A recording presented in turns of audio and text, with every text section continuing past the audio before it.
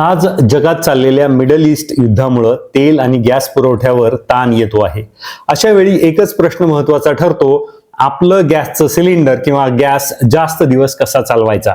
आज मी तुम्हाला सांगणार आहे 12 साध्या सोप्या वैज्ञानिक आणि अत्यंत प्रभावी अशा टिप्स, ज्या तुम्ही अंमलात आणल्यानंतर तुमचा सिलेंडर 30 ते 50% जास्त दिवस चालू शकतो। म्हणजे 30 दिवस चालणारं सिलेंडर 40 ते 45 दिवस चालू शकतं। पहिला उपाय आहे, पहिली टिप आहे फ्लेम कंट्रोल। हा सर्वात महत्त्वाचा नियम। खूप लोक स्वयंपाक करताना फ्लेम पूर्ण मोठी ठेवतात। त्यांना वाटतं मोठी फ्लेम म्हणजे स्वयंपाक लवकर, पण विज्ञान सांगतं जर फ्लेम भांड्याच्या तळाखालून बाहेर गेली तर ती उष्णता हवेत जाते, म्हणजे वाया जाते। गॅस जळतो पण अन्न शिजत नाही। योग्य नियम काय? फ्लेम भांड्याच्या तळाखालीच असावी। बाजूला दिसली तर फ्लेम कमी करा, यामुळे 10 ते 15% गॅस बचत होते। दुसरी टीप आहे, योग्य आकाराचं भांड वापरा। भांड्याचा तळ बर्नर इतकाच असावा। आपल्या गॅसच्या शेगडीवर एक मोठा बर्नर असतो, एक छोटा बर्नर असतो। त्यामुळे लहान बर्नरवर कायम समजा तुम्ही मोठं भांड ठेवलं तर उष्णता समान पसरत नाही, आणि मोठ्या बर्नरवर छोटं भांड ठेवलं तर फ्लेम भांड्याच्या तळाच्या बाहेर जाते, म्हणजे गॅस जळतो पण उष्णता वाया जाते। साधा नियम, भांड्याचा तळ इज इक्वल टू बर्नरचा आकार। यामुळे साधारण 10 ते 15% गॅस बचत होऊ शकते। तिसरी टीप आहे, बर्नर स्वच्छ ठेवा। बर्नरचे होल्स बंद झाले तर फ्लेम पिवळी होते, याचा अर्थ गॅस पूर्ण जळत नाही। योग्य फ्लेम असतो निळ्या रंगाची। निळ्या रंगाची जी फ्लेम आहे ती एकदम शास्त्रशुद्ध फ्लेम आहे। त्यामुळे महिन्यातून एकदा बर्नर साफ करा। आता या गॅस टंचाईच्या काळात तुम्ही लेटेस्ट मध्ये बर्नर साफ केला नसेल तर तो आजच साफ करा। यामुळे 5 ते 10% गॅस बचत होऊ शकते। चौथी गोष्ट आहे, सगळ्यांना माहित असू शकते, प्रेशर कुकरचा वापर जास्त करा।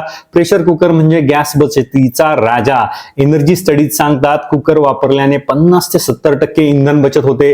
डाळ असेल, भात असेल, बटाटे असेल, उघड्या भांड्यात ज्याला 25 मिनिटं लागतात, पण प्रेशर कुकर मध्ये तुम्ही शिजवल्या तर 5 ते 7 मिनिटात तुमचं काम होऊन जातं।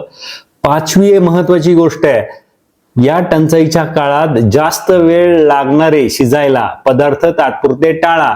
गॅस टंचाईच्या काळात स्वयंपाकाची रणनीती बदलावी लागेल। काही पदार्थ खूप वेळ घेतात शिजायला।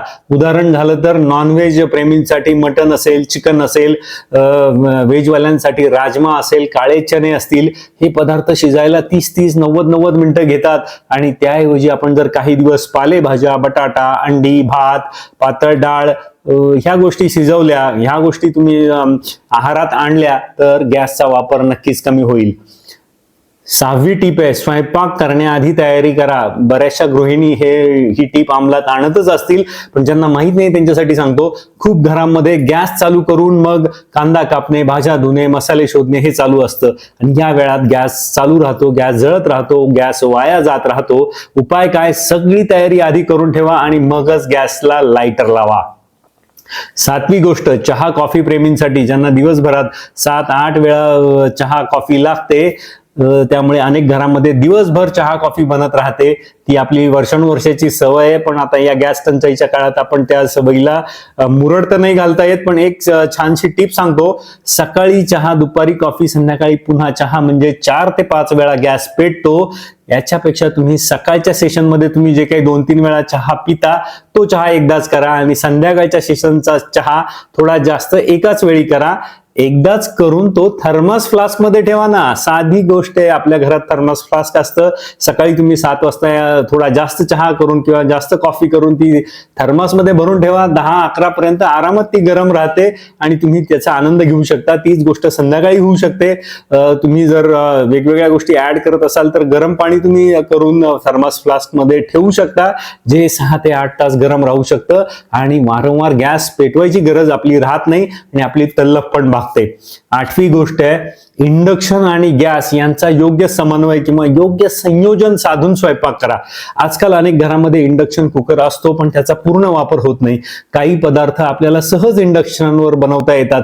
उदाहरण द्यायचं झाल्यास चहा असेल, दूध गरम करणं असेल, साधे नूडल्स असतील, किंवा तुमचे कॉर्न करायचे असतील, सूप असेल, भात असेल, गोष्टींसाठी तुम्ही इंडक्शन वापरू शकता। आणि गॅस तुम्ही नेहमीचा स्वयंपाकाच्या ज्या भाज्या आहेत, डाळ असेल, फोडणी असेल, यामुळे गॅसवरती येणारा ताण कमी होईल, आणि इंडक्शन वापरला जाईल, आणि इंडक्शन पूर्ण वापरून जे इलेक्ट्रिसिटीचं बिल येईल ते पण आपण टाळायचे, म्हणून आपण त्याचा योग्य समन्वय साधू शकतो।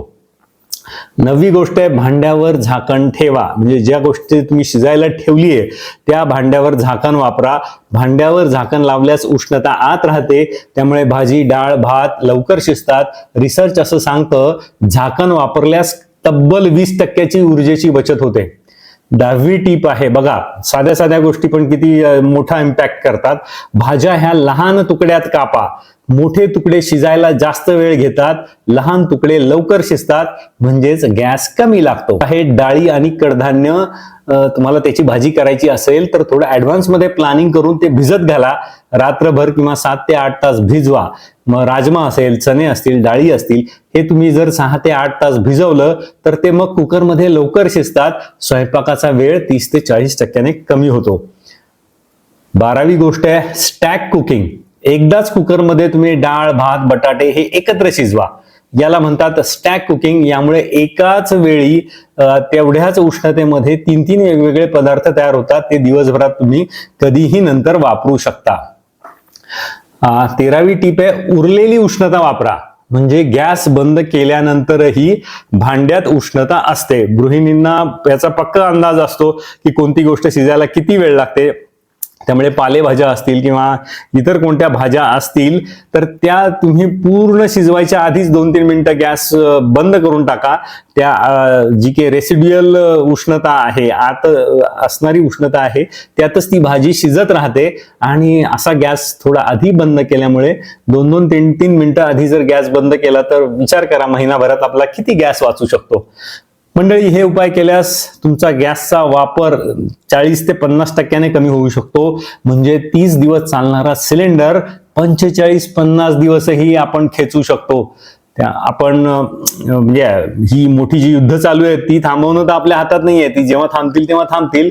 जगातील तेलाचं राजकारणही आपण बदलू शकत नाही, पण आपल्या घरातील गॅसचा आपण शहाणपणानं वापर करून आपली इकॉनॉमी, आपला गॅसचा वापर नक्कीच बदलू शकतो. लक्षात ठेवा, संकटाच्या काळात साधेपणा आणि शिस्त हेच सर्वात मोठं शस्त्र आणि अस्त्र असतं. आपण जर थोडं शहाणपण वापरलं तर आपला गॅस, आपला खर्च आणि आपली ऊर्जा या तीनही गोष्टी वाचू शकतात. आणि कदाचित आजपासून आपल्या घरात एक नवीन संस्कार सुरू होईल, ऊर्जा वाचवा, देश वाचवा. मंडळी, हा व्हिडिओ आवडल्यास नक्की लाईक करा. आणि तुम्हाला जर या व्हिडिओत दिलेल्या टिप्स आवडल्या असतील, यातल्या काही टिप्स तुम्ही वापरत देखील असाल तर तुम्ही ते कमेंट करून सांगा. तुमचा प्रतिसाद, प्रतिक्रिया कमेंट करून सांगा. आणि हा व्हिडिओ जास्तीत जास्त शेअर करा, जेणेकरून गॅस टंचाईचा आपण मजबूतीने समर्थपणे सामना करू शकू. आणि आपण जर गोल्ड एज ज्ञान या चॅनलवर नवीन असाल तर या चॅनलला नक्की सबस्क्राईब करा. धन्यवाद.